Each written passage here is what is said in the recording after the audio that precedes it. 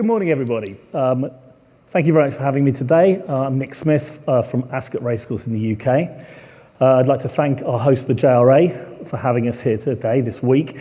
It's a great honour for those of us outside the Asian racing region to be welcomed here to what is clearly the global racing conference.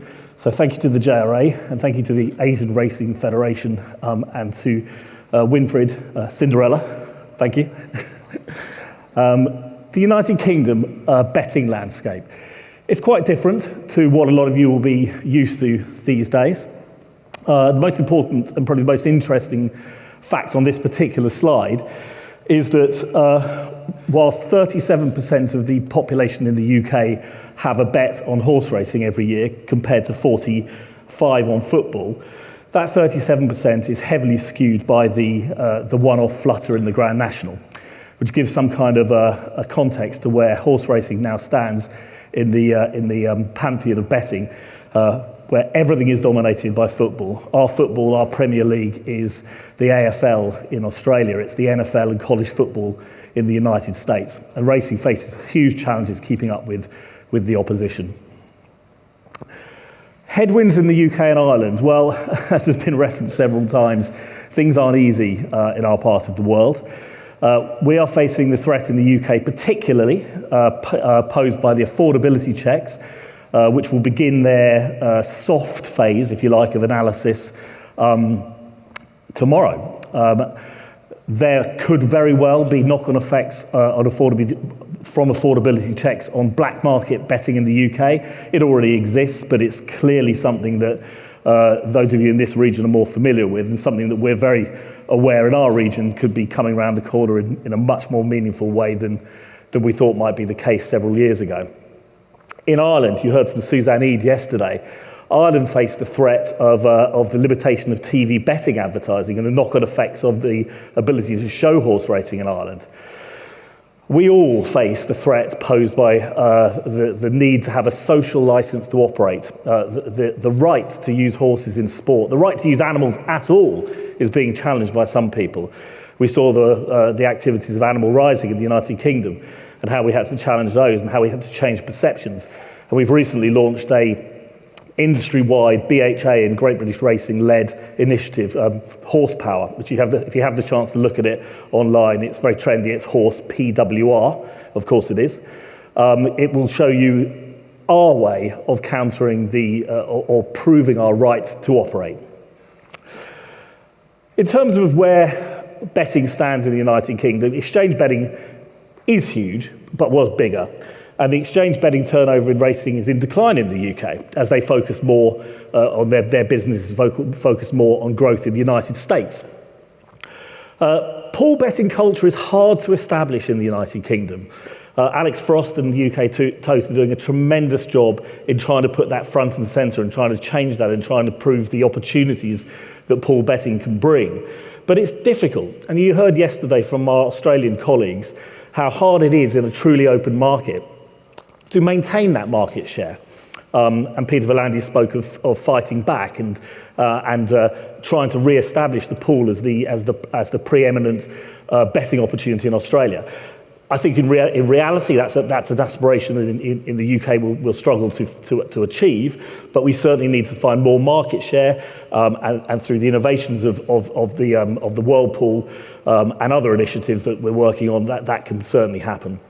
But there's a fixed odds fight back, for sure.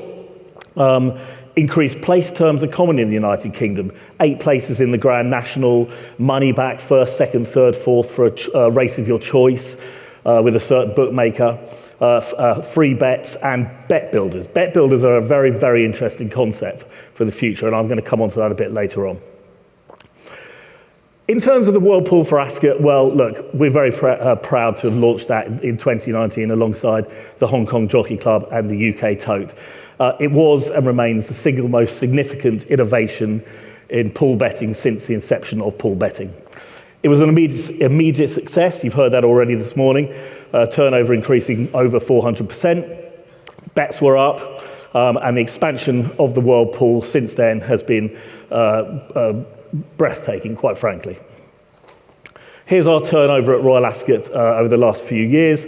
You'll see a line of general growth from the inception in 2019, probably an understandable dip in 2014. Everyone talked yesterday about the fact that we're all just on a little bit of a slight slide from what we're expecting, the growth, and then a little bit of a slip back.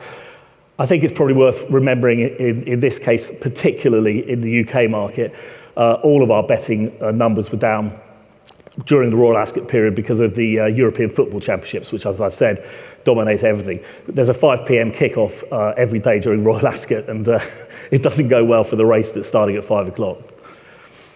Of the 35 races at Ascot, Royal Ascot, they all had 8+ runners, which is our benchmark for success. That gives you each way betting 3 places in our world, but of course is well over the 7+ that's required for the swinger and the exotics in Hong Kong. So we were delighted about that. Only one odds-on favourite during the week. That was great. That was Kyprios Gold Cup. And you'll see on the list there, 5 of the top 7 to date performing Whirlpool days were at Royal Ascot. And there's some good performances there also from York and Epsom and Glorious Goodwood, which is just behind us, which does show that in spite of our considerable funding problems and the underlying problems with British racing's funding, that we do still have an elite racing product which the world wants to bet on. A few more statistics there. You'll see that the 4 top Whirlpool meetings to date since the inception of Whirlpool have been at Royal Ascot, and 3 of the top 5 races again at Royal Ascot, including in 2023 the Jubilee, the QE2 Jubilee as it now is, which benefited from runners from Hong Kong, Australia, Spain, and the United States, and that makes a huge difference. International runners are absolutely key to this. This is an idea of how we look at our strategy to bring international runners to Ascot, working very closely with the Jockey Club in the UK and our large independent colleagues at Goodwood at York. We look at bringing runners in as driving betting revenue, sponsorship, licensing opportunities, profile. It all combines to provide a sensible, logical business case for trying to attract international runners. And this is how we bring it to life on course. We bring in all the broadcasters who are taking the races, as many as wish to come. We try to give them excellent positions around the parade ring. We don't try to put them hidden away behind something or another. Everyone is supposed to get a sight of the royal procession. Everyone gets a sight of the parade ring. Everyone gets access for interviews. And you'll notice there, Green Channel, they have a specific position. The Japanese racing channel, which you'll all be familiar with, they have a position on the commentary gantry and broadcast from there. So in terms of Whirlpool innovations, just looking at the King George, this is how, again, bringing these things to life works. We were aware in year 1 with the King George didn't really match all the expectations of Whirlpool, didn't really tick all the boxes. Still did very well, of course, but it could do better. So we went from 7 to 8 races. We moved races about. We took races off the Friday, put them on the Saturday. If they were betting-focused races, we moved a couple of smaller field races from the Saturday to the Friday. We created a race card that that had 8 runners in each race.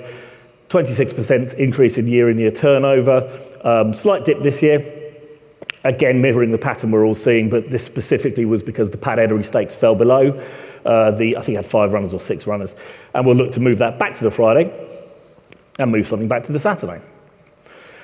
So a couple of ideas on future opportunities. So this is a fixed odds opportunity, which the fixed odds bookmakers have really grasped the metal on this one. And this is something that we all need to sort of catch up on and see whether there's a pool equivalent, if you like.